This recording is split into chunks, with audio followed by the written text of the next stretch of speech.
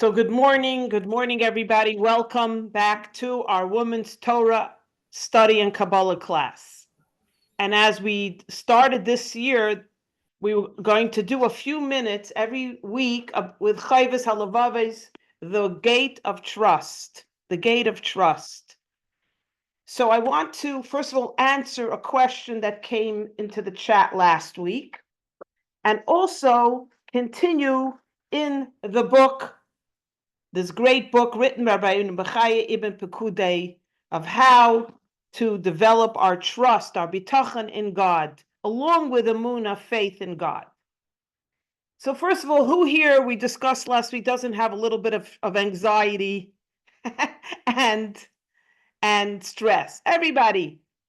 What's the Hebrew word for worry, anxiety? Anybody know? What is that Hebrew word for that? Well, the Yiddish word would be surus, trouble. This means troubles. Very good.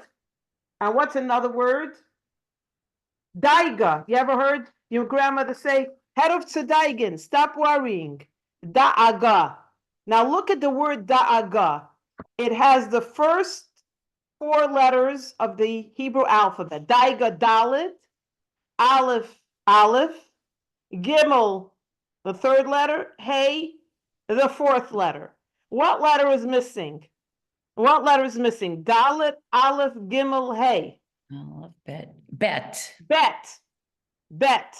When a person does not have bet, bitachon, trust in God, you worry. You have daiga, you have anxiety, you have stress. So Rabbeinu Bechaya loves lists, as you'll soon see. He loves lists. You know, I find that when I go to bed at night, I start worrying because the brain rests, and now you're thinking everything that you need to worry about, right? Who can relate to bedtime worrying? Everybody. So I make a list, and I find when I make a list, it helps because I know what I want to worry about and what I'll have to do. So you'll see in the book of Gate of Trust, Rabbeinu Bechaya makes lists, and he lists off all the advantages of trust in God. He lists off all the advantages of trust in God. Now, which we're going to do today before we go into the Parsha. The Parsha has some fantastic insights today, so I don't want to skip it, even though I love the book Shara B'Tachon. So I want to start off with the passage we just read in Psalms. Hashem Yishmarcha, Hashem Tzilcha Ad Yad Me'inacha, which means God watches over you, God protects you with his right hand. But did you know the word Tzilcha has another meaning? Anybody know what it is? Tzilcha means shadow. Now, what's a shadow? Does anybody want to explain? Meredith, want to tell us what a shadow is? It's not a reflection, but it's almost like a mirror image, but in the dark. I don't know how to explain it. Yeah, no, a mirror image. So if you're walking, your shadow is walking. If you raise up your hand, your shadow raises up your hand. Your shadow is a reflection, like you mentioned, of everything you're doing. Your shadow doesn't decide to go off on its own. So the Sha'ar B'Tachon teaches us a very important thing, that God says there's two ways to approach your life. You can live your life based on your own achievements, your own accomplishments, your own efforts, your own shadow. Whatever you do, your shadow will be you. You say, listen, I'm responsible for my wealth. I'm responsible for my livelihood. I'm responsible for my health. I'm going to go to the best doctors. I'm going to invest in the best stocks. And God says, okay, I will follow your lead. Or, as this passage says in Psalms, Hashem Tzilcha, you can also have God as your shadow. That you shadow God. Bitachon allows us to allow God to be our shadow. God takes the lead. God says you're meant to have this amount of livelihood. You may not be wealthy, but this is what I'm giving you. You can go to a doctor, but if you rely on me, that doctor will be a vehicle for recovery, for health. So you can either follow your own shadow, Sha'ar B'Tachon teaches us, or you can operate on a much higher, infinite level where God is your shadow. You follow God's lead. Instead of having a nervous breakdown because you lost all your money or the business venture didn't happen the way you meant it to happen, you say, listen, I got God. Yeah, I guess this is the path you needed me to take. You didn't need me to go the other way, or you didn't want me to have $25 million from this deal, obviously, because it didn't happen. So it means following God's shadow. When you follow God's shadow, you operate on such a different level, as we're soon going to discuss. Leading into this is another point, another book passage in Psalms. May ayin yavai Ezri. Ezri me'im Hashem. You ever heard that expression? From who knows what it means? 121. It's from 121, where God is my help. Right. May ayin. From where will become my help? And it's almost like a hopeless passage. Oh my gosh, I'm in such deep trouble. Where will my help come from? From God. Or there's a much deeper meaning. Did you know may ayin also is a way, or one of God's names that refers to the essence of God?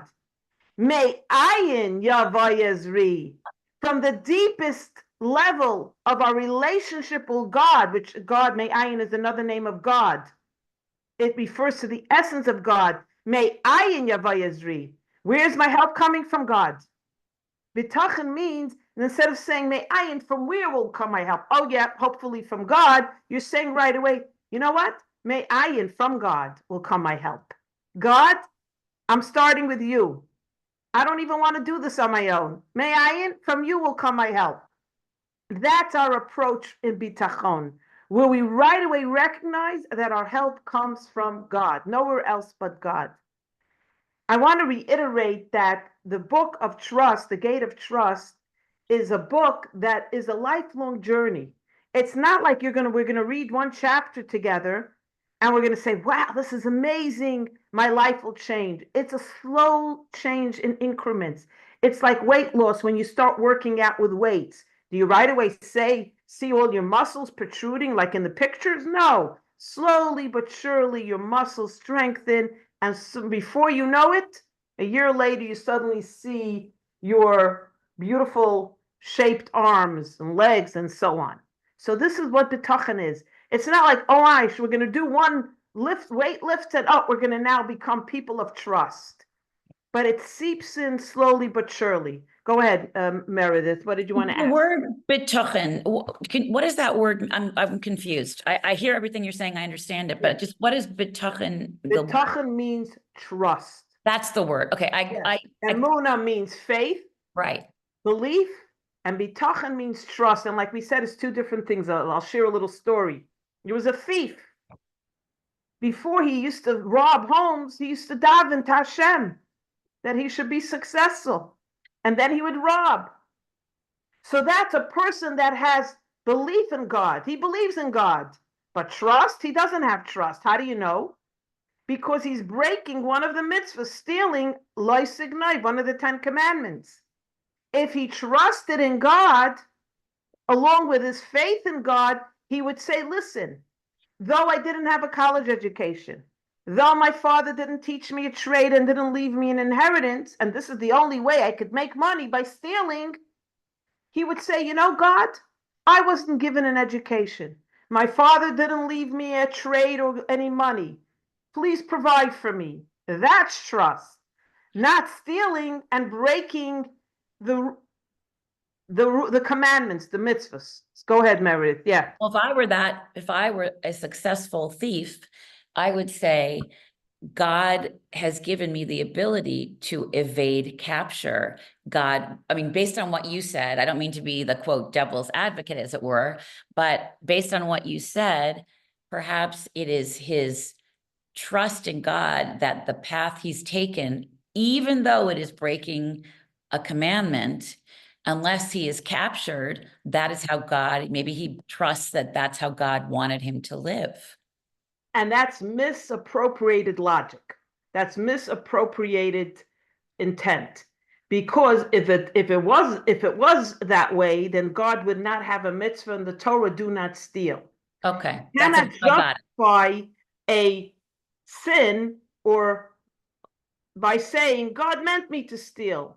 No, that's called free choice. That's called free choice.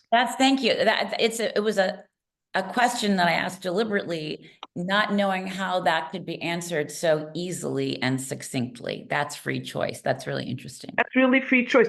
An interesting thing, just go off on a teeny tangent before I want to read a few more pieces, is somebody asked me, this is what I got in the chat message, faith versus logic. Are we blind faith? We're like almost like a cult. Whatever God says I do, and a blind faith. So the beautiful question asked, what is faith? What is faith? So I want to read this to you because it's so, I wrote down the answer in my own words, but I want to read you my answer. Let me go find my paper. You mean with the papers. Here it is. So faith in God is azach, which means a thing.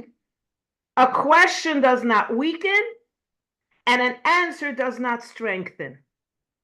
Let me explain. Faith faith in God. We're not talking about faith in human beings, faith in the government, faith in politics, faith in a doctor. Faith in God that cannot tolerate a question is no faith. And faith in God that depends only on a proper answer and a good answer is also not faith. In other words, God is infinite. So no matter how many answers you give and logical answers, it's never ever going to bring us to complete faith. Faith is where logic ends, faith takes over. But faith that cannot tolerate a question, then is not faith in God, because God created the world with infinite, God created the world with logic, intellect. God wants us to use our human brains to analyze, understand, argue, contemplate. And who created logic? God created logic. Why is 2 + 2 4? Because God created a world built on logic. Why? To enable us to utilize the gifts and the strengths we were given, but not to use it as an excuse and say, well, I don't understand God, no faith in God. That's why Moses, before he died, he said, I'm a fool. How could Moses say he was a fool? What he's saying, not a fool like we think a fool, that as much as I know and I saw God and know God, I realize how much I don't know. So the more you know God and analyze God is the more realize how much you don't know. That's faith. Not that you didn't try. You know, I always say, somebody says, I believe you. No, don't believe me. Don't be lazy and not use your intellect. Don't take it for granted because I said so and I'm the Rebbitzin or he's the rabbi. No, no, no. Question, analyze, argue, but don't give up on your faith. Okay, God created us to question and argue. So if someone says, oh yeah, blind faith, say, no, I don't. No, I don't. The more I learn, the more I study, the more I argue and question, I realize how great God is, and God is infinite. So that's the point made here. Faith and logic work hand in hand.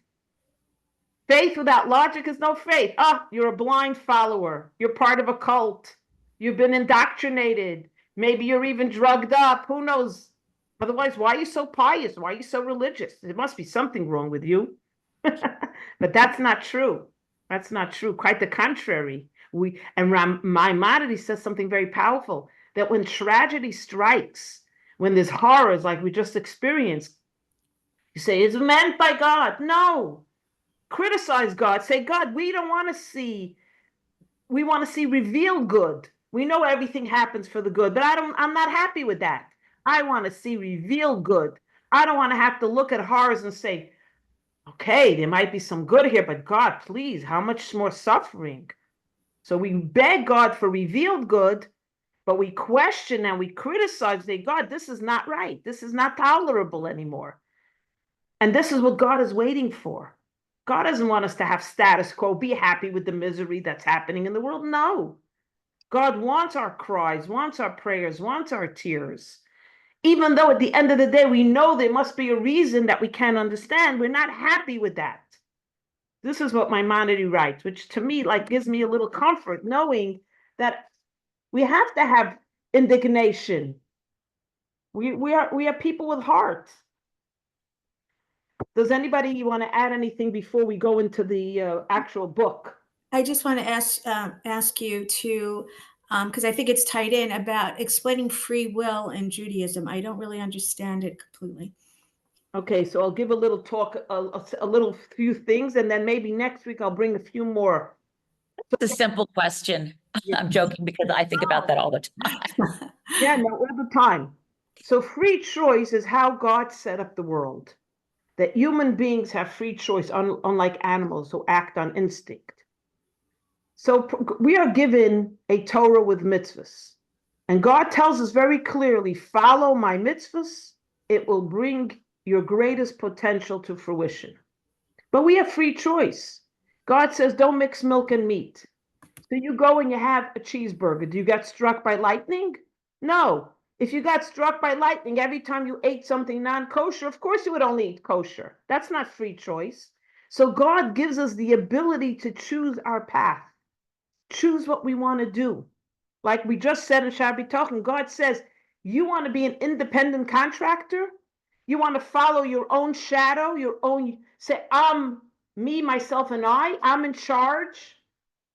God says, go ahead, and I'll follow your lead.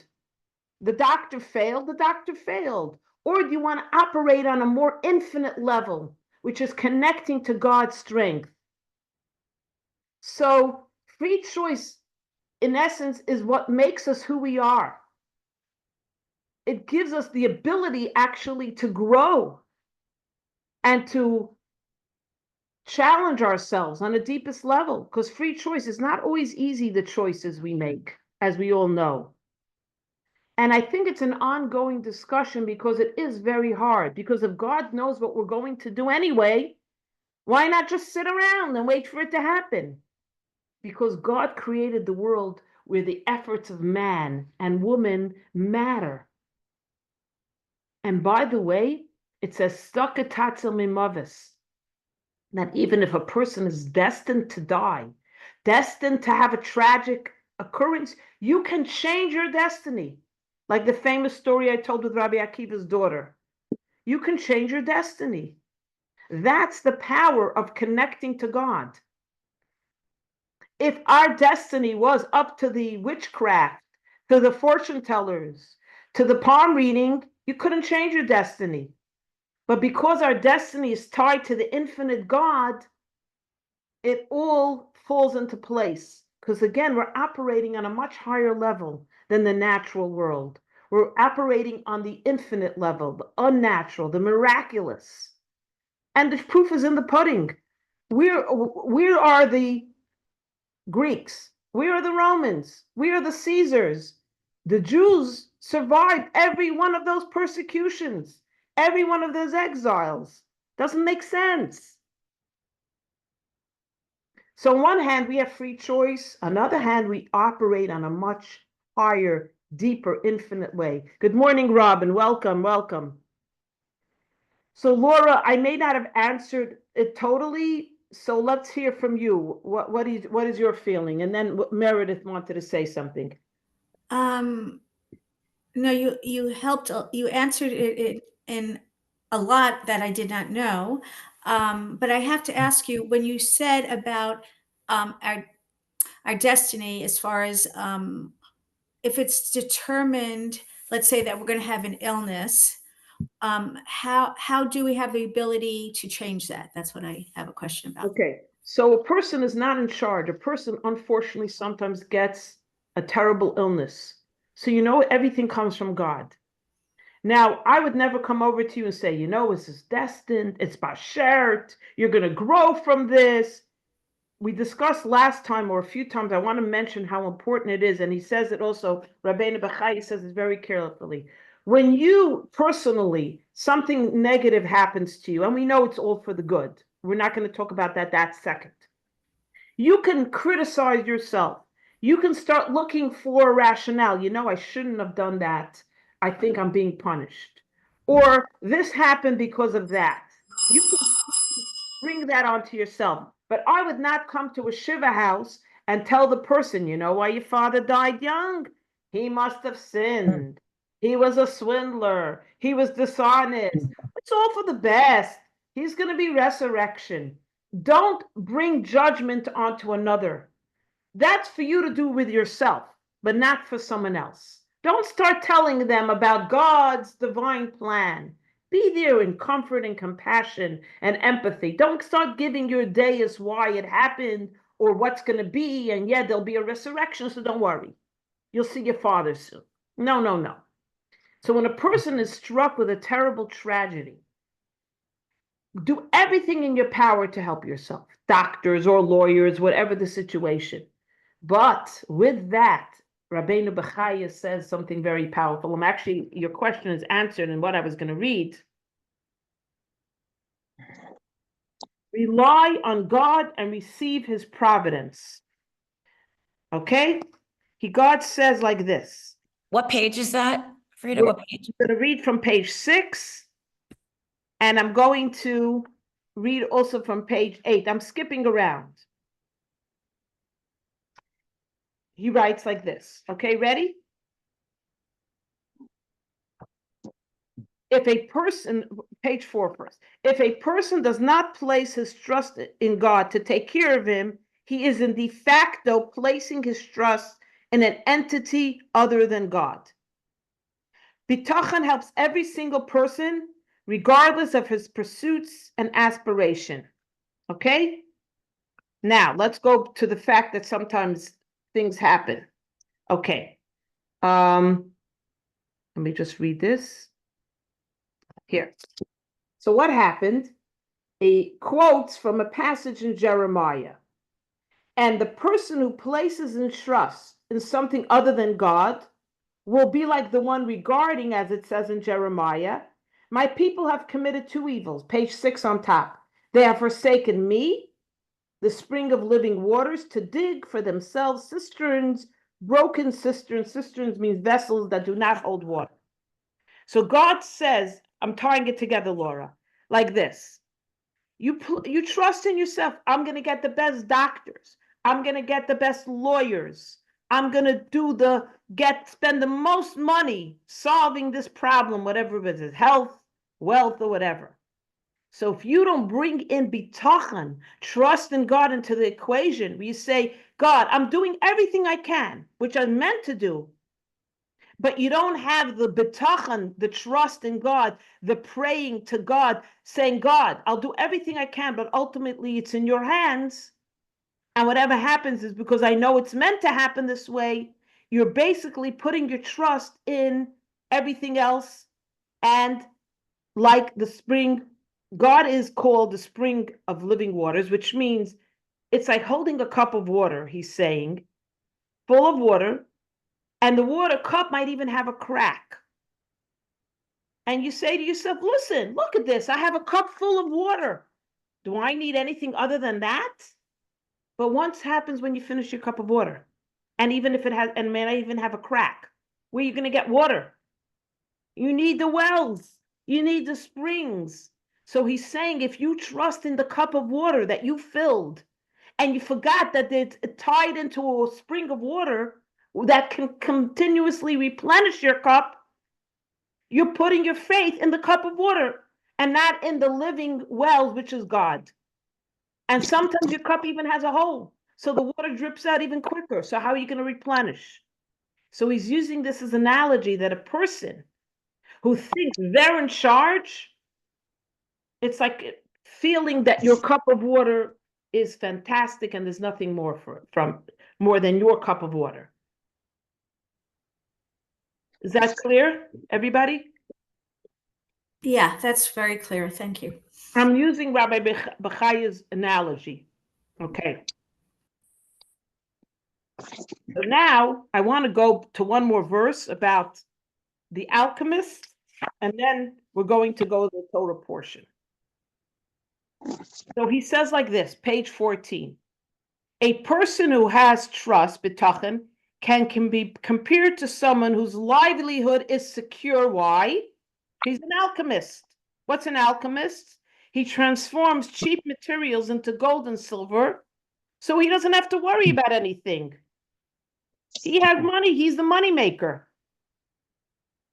He doesn't need anything else. So Rabbeinu Bechaya says, when you have bitachon, you're like an alchemist. You're able to take materialism and turn it into spirituality. But, he says, you're able to be an alchemist. Good morning, Gail.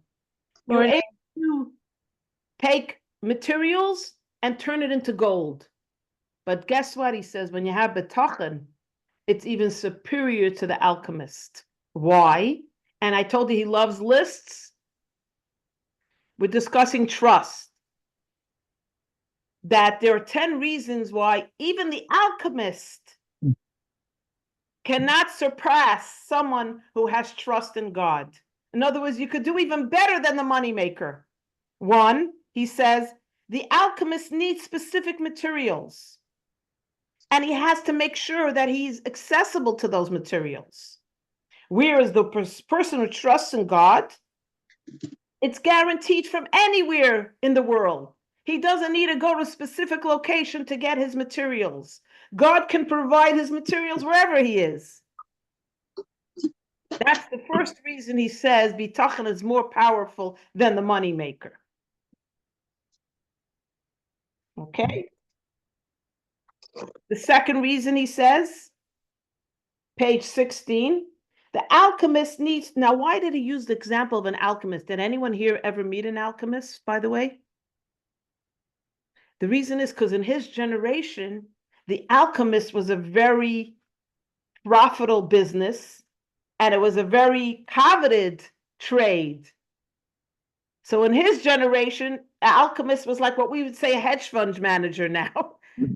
People are, oh, you're in finance. Your wife is in finance. Oh, your life is set. Oh, your son is a banker. Oh, lucky wife that he has. You're a banker. I'm a chaya. You control the world. So in those days, the alchemist was like us saying he owns a hedge fund.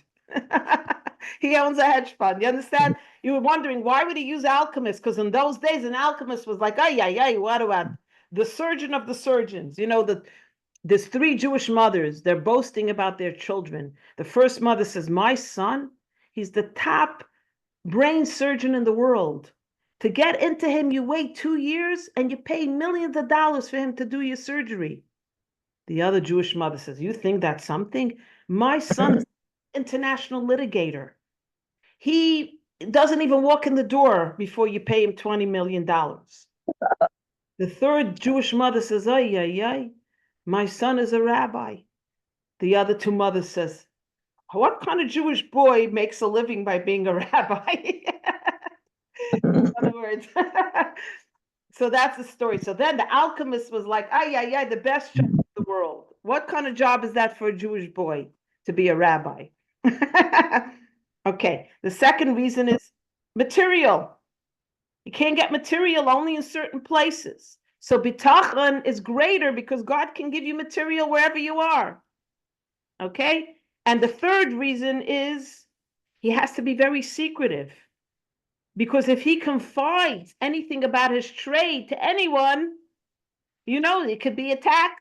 He could be stolen from. He could be, they can go to the government and say, you know, there's a guy over there on King Street makes money. It's illegal to be an alchemist.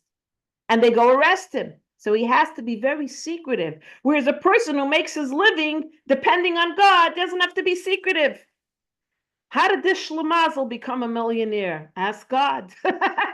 How did this Nick become a billionaire? I don't know. In yeshiva, he flopped, but he seems to have some mazel.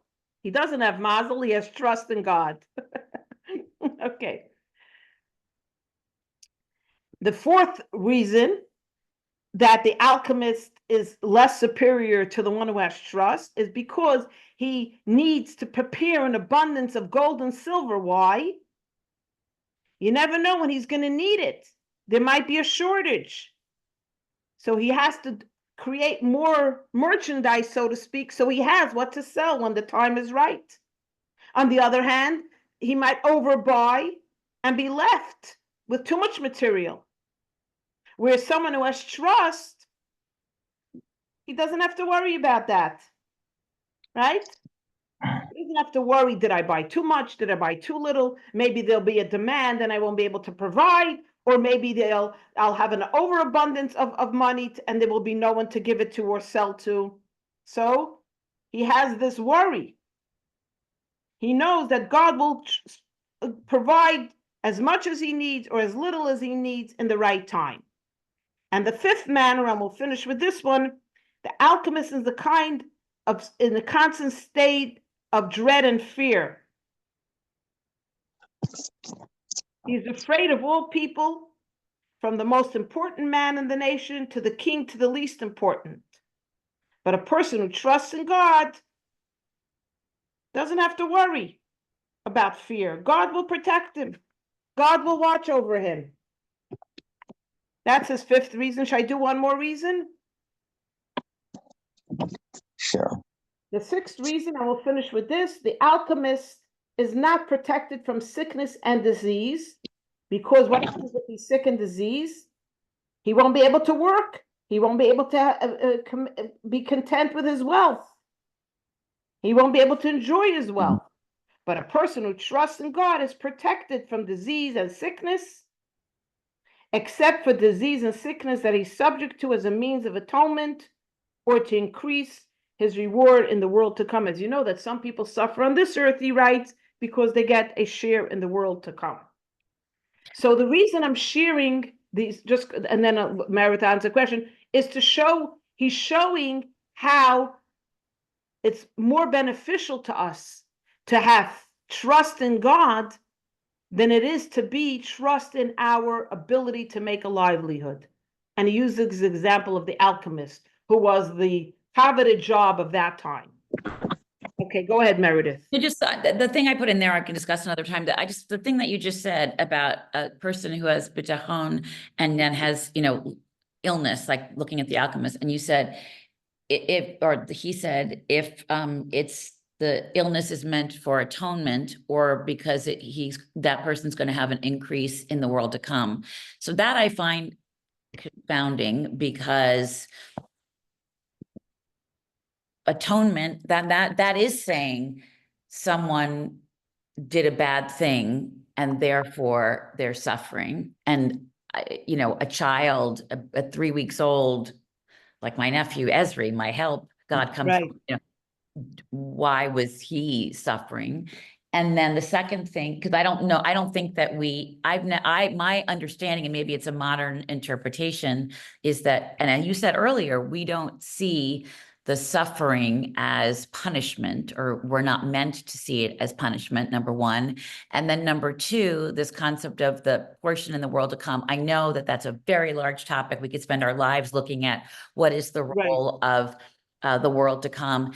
But just from like a secular, sociocultural moment, I have been led to believe that concept of the share in the world to come is much more prevalent and can be warped, and is used, for example, by Islamic terrorists and the virgins like that. I know that's not what you were saying, and that's not what he's saying, but that's where my head goes. So those are I don't want to distract us, and I can't stay on the whole time, but I just want to put that out there, because I felt like that line is in opposition to some things that were said earlier.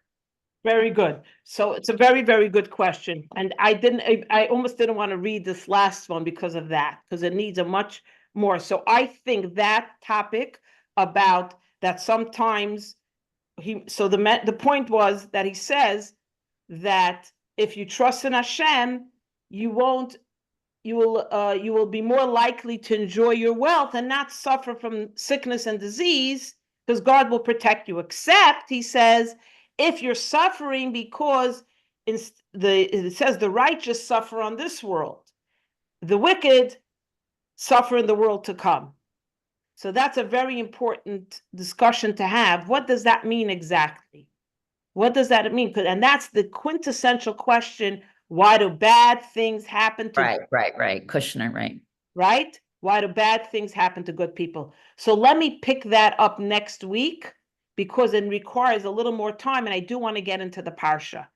But I do want to end off with a quick story before we go into the Parsha. because the parsha this week is mind-bogglingly, interestingly. So that want to end off where trust in God, again, to reiterate what we said, that trust in God is following God's shadow. In other words, you can pave your own path, and God will take a step back and say, listen, you're so good at it. You feel you're a self-made woman. You worship your creator. I'll go along with it. Or you can live on a higher plane. A higher plane is knowing God, that's fine. Welcome, Margaret. Knowing that God runs the world and you could follow God's lead doesn't mean you should sit back on your sofa, watch a show, and say, look, anyway, everything God wants will happen. No. God put us on this earth to toil, to use our talents, to use our wealth, to use our personalities and our logic to make the world a better place and a dwelling place for God. And along with that, while we're on our trajectory of life and our journey, we must know every step of the way, I trust in God. I believe in a God and I trust in that God. It's not an excuse. Ignorance is not an excuse, it's laziness. Trust in God, but do everything you can to make your life and the world and your family, wherever you are, in business, traveling, relaxing, a place of godliness and light. This is not an excuse to take a step back and say, oh, anyway, it's going to happen. Why should I put in any effort? God wants our efforts. God wants us to utilize everything we have to be the best we can, because we are here for a reason. We are here with a mission. Your mission is not my mission. My soul's journey is not your soul's journey. But know wherever you trek, you have God in your backpack. You have trust, whether you're in the jungle, whether you're on a luxury vacation, where you're living on the Upper West Side, in Westport, wherever you are, and whatever stage of life you are, you have to always toil to be the best version of yourself. Trust in God is not laziness, sitting back and saying, God runs the world, I'm not needed. You're here for a reason, otherwise you wouldn't be here. Like my husband used to say, we're here because we're not all there. My husband likes to say. So we'll end off with this point. And thank you for all the challenging questions. I love it, even though I don't have all the answers. I myself, by the way, I'm telling you, this is one of the most challenging topics. Because first of all, the concept of the alchemist is so foreign to me. I'm like struggling to understand the analogy. So excuse me if I'm not as eloquent or as articulate, because I myself am studying it. So please excuse this. And this is new to me. So that's the story with Shar B'Tachan. And you know what? We have a lot to digest. So I'm going to digest as well. So this week's Torah portion is fascinating. And there's such a fascinating conversation that happens. But let me bring everyone up to speed because we missed last week. So Jacob takes his older brother's blessings and he's running away to Haran, to his mother's brother Lavan, because he has to escape his brother's wrath. And he comes there and he meets Rachel at the well, again the story of the well, and he realizes that she is his future wife. And then when he approaches Lavan, he marries Leah instead of Rachel, and they start having children together, and that's the Torah portion. Now, you know, the Torah portion, the 5 books of the Torah are so concise and so short, it's less than Victor Hugo's Winds of War or Harry Potter's book. So we know that we have to analyze every passage. And more than that, when there's a lengthy discussion and you wonder, what's this discussion about? Why is God wasting words when the Torah is such a small book? Like, don't be so repetitive. There's something in that story. Because there's a very wild discussion going on here. Okay, I want to read you what happens. So Yaakov runs away, right? And he comes to the well. And we know why they come to the well. They're always coming to the well because it's like the marketplace, the meeting place, the JCC. And listen to this conversation he has with the shepherds. And you want to wonder what's going on over here and why is he being a yente? So he comes to the well. There was a huge rock on the mouth of the well, and the shepherds are hanging around.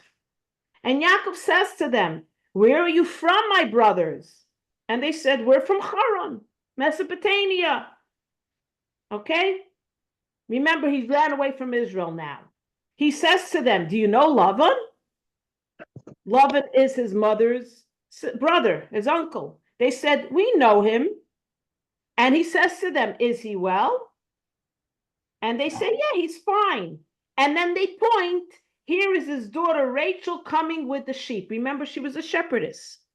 She was working for their father. Yaakov saw that the flocks were lying down before the day's work had ended. So he says, "It's still the middle of the day. It's not yet time to take the flocks. Why don't you water the sheep and then go to pasture?" So they said, "We can't. Until all the flocks are gathered, we need the other shepherds to roll off the boulder so we can water our sheep." Now, what is this conversation? Is this really necessary? First of all, let me tell you, you're running a business. A stranger comes and says, "Guys, why are you lazing around? Why aren't you watering your sheep? Why aren't you making production? Why are you sitting around? It's only midday. What, are you on a lunch break?" What would you do to him? You'd punch him in the face. "Hello? Who are you? You're coming into my workplace and you're telling me what to do? What bist du?" And you would be nasty. Here, they're very polite. They answer him, "We'd love to water the sheep, but the boulder is so huge, we need to gather all the shepherds, and together we'll push off the boulder, we'll expose the well, and we'll water the sheep," right? They don't say, "Well, I'll punch you in the face. Who are you? Where are you coming from? What do you know anything about being a shepherd? What, you live in our community?" Why do they respond so nicely to him? So I'm going to build on this. We're going to first do like simple, and then we're going to go deeper. So look how he talks to them. Lesson in negotiation and personal interactions when you meet people. He said, "Where are you from, my brothers?" He right away, how do you call it? Disarms them. He's right away, "My dear brothers, where are you from?" He engages in conversation. Some people have that gift. They come into a room of strangers and they're like, and immediately everyone is like, "Wow, who's that guy? Who is that woman?" He says, "My dear brothers, where are you from?"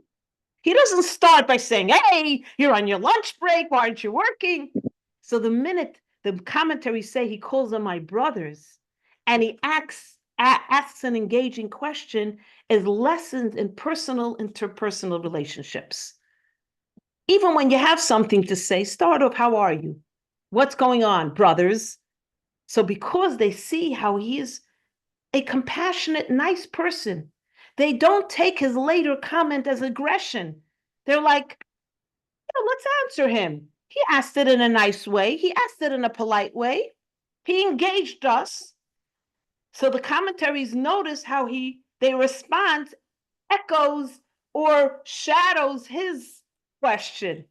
That teaches us when you want to ask someone a question, even when you want to criticize, don't start off with a critique. You always start off, and I have critique from my teachers or my staff. I start off with a compliment. I love the way you taught that class, but I wanted to make a suggestion. Always start off with a little kindness, and then you can go into the critique. So this is what the commentaries say. They don't lash out because the way he approached them in a very nice way. And here, the story of the boulder with the wells of water is really the story of life. Because remember, we said the Torah has layers and layers. The story, the history, the mitzvahs, but also the relevancy to 2024 Americans living in the USA. That in life, we all have, like we discussed, this is a constant theme, if you notice, in our Torah study. We have that godly soul. We have the neshama. We have our connection to God, our well springs, because our connection to God is like the well springs of water. And at times, there's a boulder, there's a rock, there's a blockage. a hindrance to us feeling connected to God, feeling connected to our mission and purpose in the world. And it takes a lot of energy to get rid of that boulder. Sometimes it takes a group effort. Sometimes you need to talk to people. You need to congregate, speak to your rabbi, speak to your fellow people, your family, to roll off that boulder and get back to where you're meant to be. And that's what's talking to you here, that when there's a boulder blocking that wellspring, by hook or by crook, you have to roll it off. Well, look what happens here. They're waiting for all the other shepherds to gather, so they have 20, 30 men and women who are going to roll off the rock. Yaakov walks over, and a miracle happens. He single-handedly pulls off the boulder without anyone's help. He could have said, okay, guys, I'm here. Let's go. Let's leverage. We're not going to wait for the other shepherds. I'm here to help. He single-handedly rolls off the boulder. How did that happen? It was a miracle. But also the commentaries point out that he is just traveling for days, running away from his brother. He was left penniless because his brother's son robbed him of all his money and possessions. So he exhausted. He hasn't slept for days. What has he eaten? Berries from the ground. He didn't even have money to buy food. And yet, he's able to single-handedly throw off the boulder, because that's what a tzaddik is, a righteous person. As weakened as they are, they always find a resource of strength to do what they have to do. We can learn from that. Sometimes we say, I'm too tired. I've had a long week. Enough is enough. How much more do you expect me to do? I'm the only one that's doing. Call someone else. If you take a step, God will help you roll off that boulder. And the commentators point out that this is the concept of a tzaddik, that they always have extra reservoir of strength to do what they have to do. So he single-handedly rolls off this boulder. This is another beautiful insight, that when you take a step in the right direction, God helps you roll off that boulder. Even at times you say, how could I accomplish this task? And now, finally, the deepest level is the Kabbalah explains the story that happens, and it is our story. In this passage, in these few pasukim, is the story of our lives, as we discussed with the oil, very similar concepts. Yaakov refers to, comes to them, comes to us. Yaakov comes to our generation, the Jewish nation living now. And he says, where are you from, my brothers? Yaakov is talking to us. And where do we answer? We're from Haran. What does Haran mean? Anger, wrath, galus, exile. We are in exile because of God's wrath. We sinned, so we were exiled. So we tell Yaakov, who's speaking to us, we're in Haran, we're in exile. God's wrath put us in this world of darkness. So Yaakov says to us, do you know Lavan? What's Lavan? Lavan comes from the word whiteness, purity. Do you know your soul? You're in exile. You're in darkness. But do you realize that you still have a connection to God, your soul, your pure heart, your whiteness? So we say to Yaakov, yes, we know. We know we have a godly soul. So he said, and is your soul well? And we say, yes. Why? Because look, here is his daughter Rachel coming with the sheep. That's the response. You know why we're well? Because we have Rachel coming with the sheep. Rachel who's buried in the tomb of Rachel, in Beit Lechem. Why was she buried on the edge of Israel? Anybody know? Why wasn't she buried in the cave of the matriarchs and patriarchs in Hebron? Because she wanted to help people along the way. Say that again? She wanted to help people along the way who passed on the road. Yes, exactly. So she should be there when the Jewish nation was exiled, to have where to pray and cry, to give us comfort.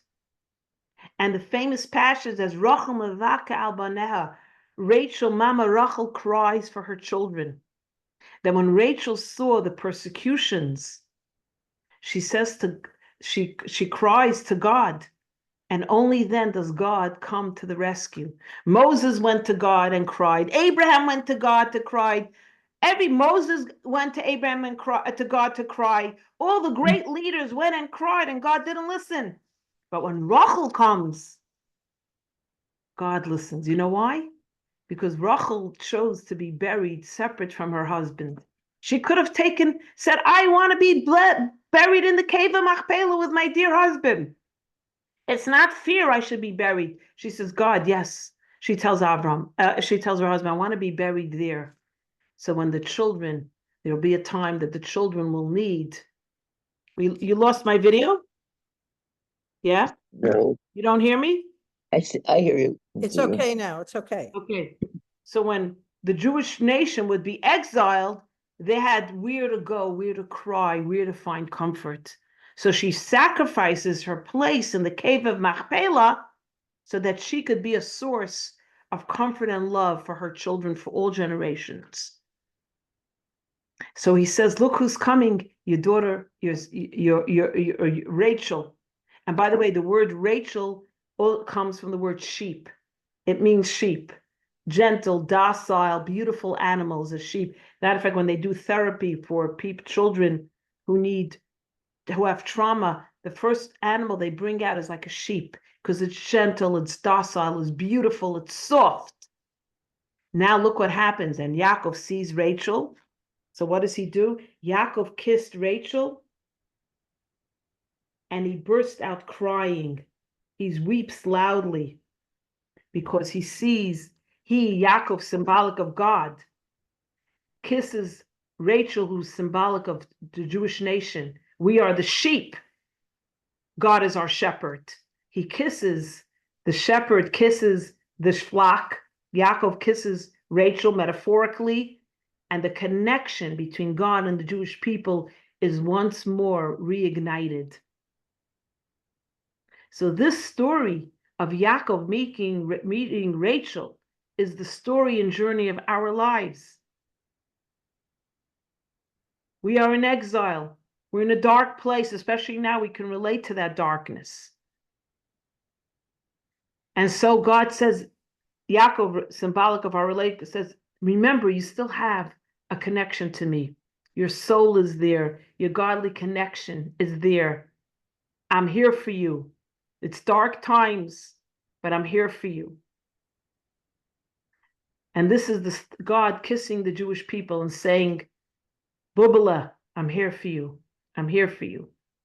And we see what happens now. Yaakov comes back with Rachel to the family, and he says to Lavan, I want to marry your daughter Rachel. And he says, sure. How are you going to pay me? You're going to work for me for 7 years. And we know what happens on the wedding night. He swaps out Leah for Rachel. When he wakes up in the morning with his bride, obviously there was no electricity, so he consummates the marriage in darkness. He wakes up in the morning, it's Leah in his bed, not Rachel. And of course, he goes to his father-in-law, and he says, why'd you swap out the... He says, well, we have a custom that the older sister always gets married before the younger sister. So a week later, he marries Rachel, and he works for another 7 years to pay for Rachel, because again, he doesn't have any possessions. And the question you have to ask now is, why did this have to happen this way? Why did he have to marry Leah and then marry Rachel? If he wanted to marry Rachel, why was this swap? What happened here? What is the story? Does anybody know? Does anybody know the story? Does anybody know the story of what's happening here? And we'll end off with this. We'll end us with this beautiful point. So does anybody want to think of a reason why this happens?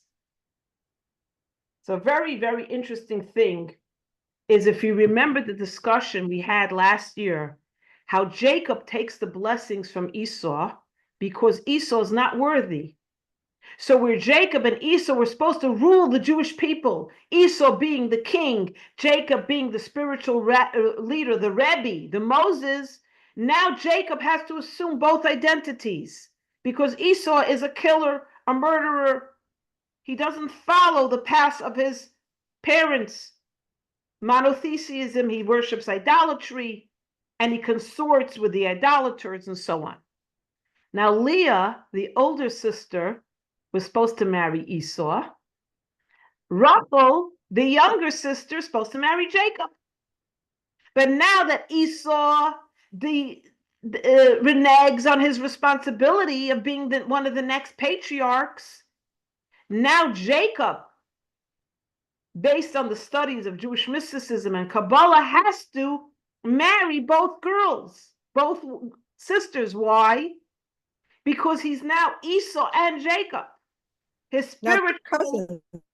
What? Right? Say that again? The girls are cousins of his. Sisters. The girls are cousins of his, right? No, Yes. no, but they're right. His mother, Rebecca, was the sister of Lavan, their father. Yes. So now what happens is Yaakov has to marry both sisters because he is assuming the spiritual identity of Esau. And his destiny is now tied to both sisters. Before, he was tied to Rachel and his brother was tied to Leah. Now, why does it done secretly? Why does it have to be done in such a... So we know because Lavan was a swindler. He was a dishonest person. But the reason, based on Kabbalah, why it had to happen this way is because Jacob would never have agreed to marry Leah. He said, I want to marry Rachel. She's the girl I met. She's the girl I kissed. She's the girl I fell in love with.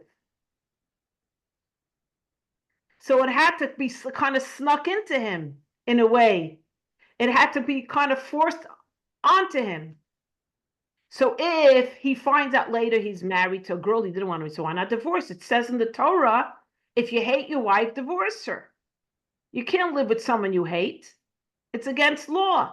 Why would you live with a woman you hate? But he didn't hate her. It's just the fact that Leah and Rachel are really one person. When we marry a spouse, we marry Leah and we marry Rachel. We start off looking at our spouse. They're gorgeous. They're smart. They're handsome. They have everything I want in my life. Quintessential, beautiful marriage. But what do we find out down the line? We find the other part of the marriage, the part of the marriage that challenges us, that demands of us, that sometimes criticize us, maybe not sometimes. But in that part of the marriage, the challenges in the marriage is what gives us the greatest growth ability in the relationship. It's the part of the marriage that challenges us, that enables us to grow, mature, and prosper. No one wants to marry a Leah. You want to marry that beautiful person called Rachel. She's beautiful. She's a communicator. She's charismatic. She dresses gorgeous. She always looks beautiful. She's kind. She's gentle. She's like a little sheep. Leah, I don't need an arguer. I don't need someone judgy. I don't need someone that's criticizing me. I want Rachel. So we start off with Rachel and we end up with Leah.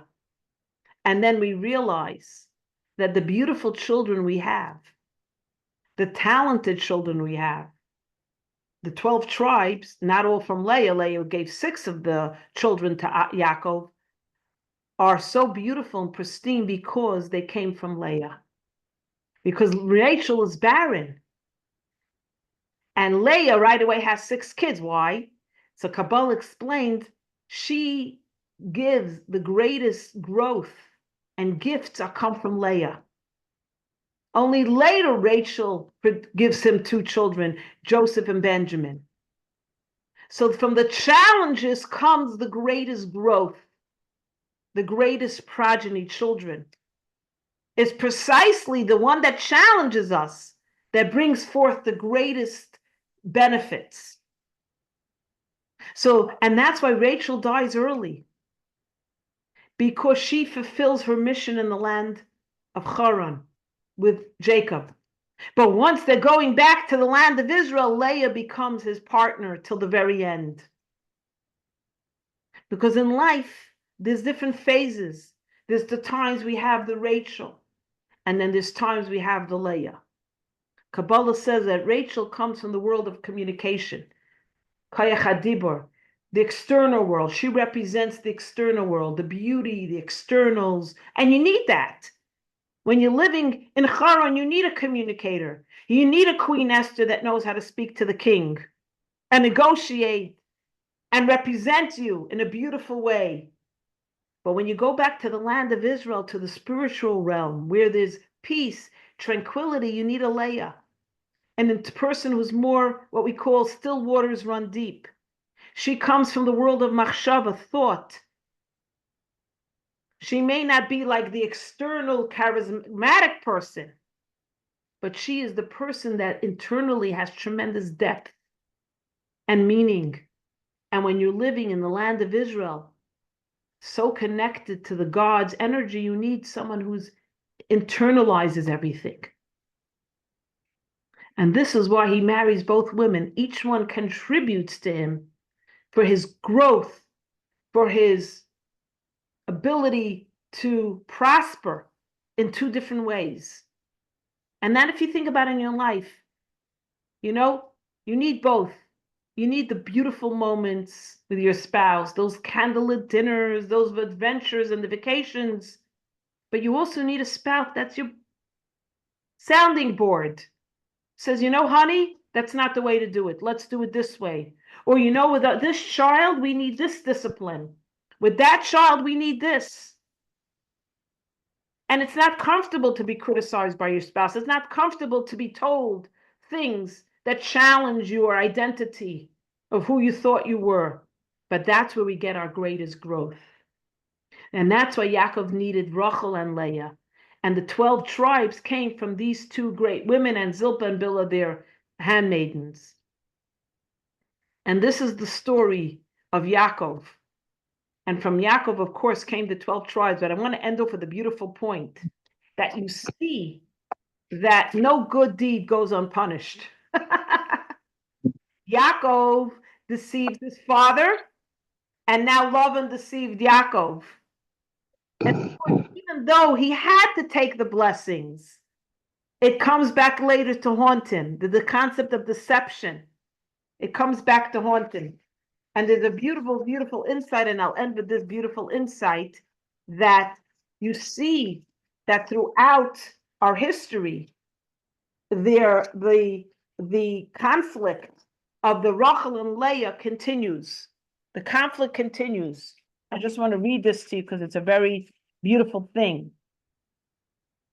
That Moses is a descendant of Leah. He takes the Jews out of Egypt. But who takes them into Israel? Joshua, Rachel's descendant.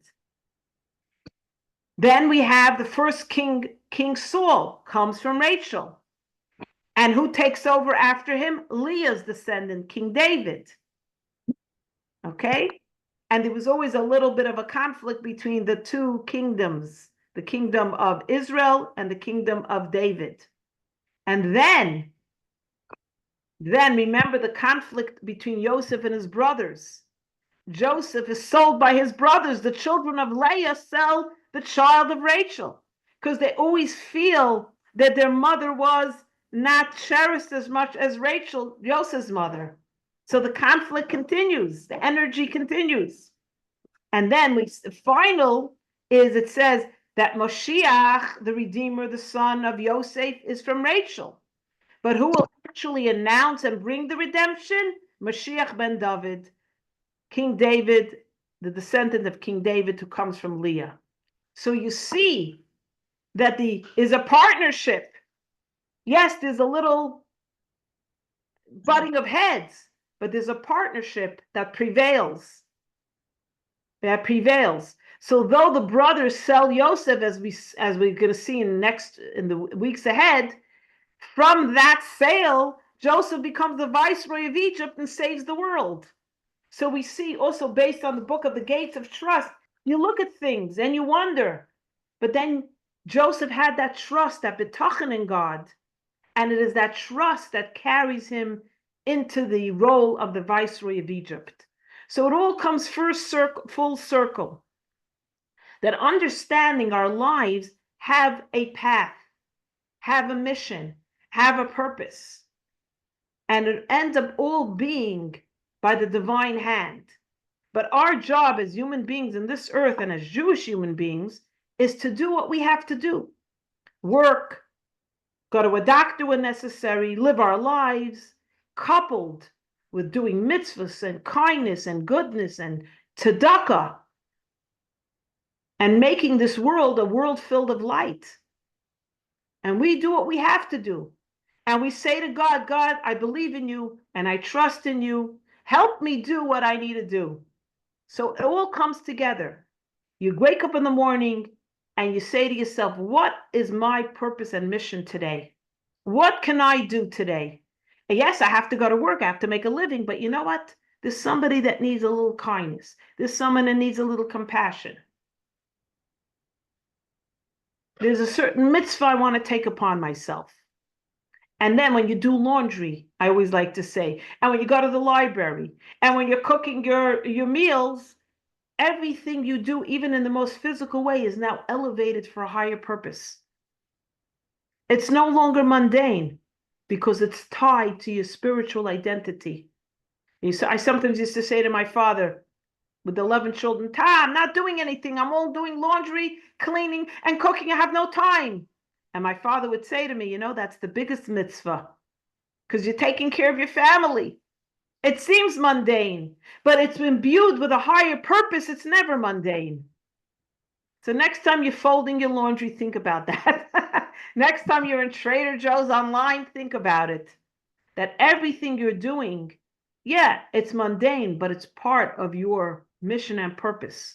Because you do need to eat, you do need to sleep, you need to cook, you need to work out, you need to get a manicure and pedicure, you need to wear nice clothing, but make sure that it's built on a foundation of Torah and mitzvahs and bringing light into the world. And that's the secret. And trusting that you do what you have to do and God will show you the way, because you're going to tell God, God, tell me what to do, how to do it. Give me that direction. And that helps you make the right choices as well. Because sometimes you wonder, did I make the right choice? Did I not make the right choice? So then I always say, God, did I make the right choice? And hopefully the doorway's open. So with that, I want to wish everybody a good Shabbos. And does anybody have any questions, concerns, complaints?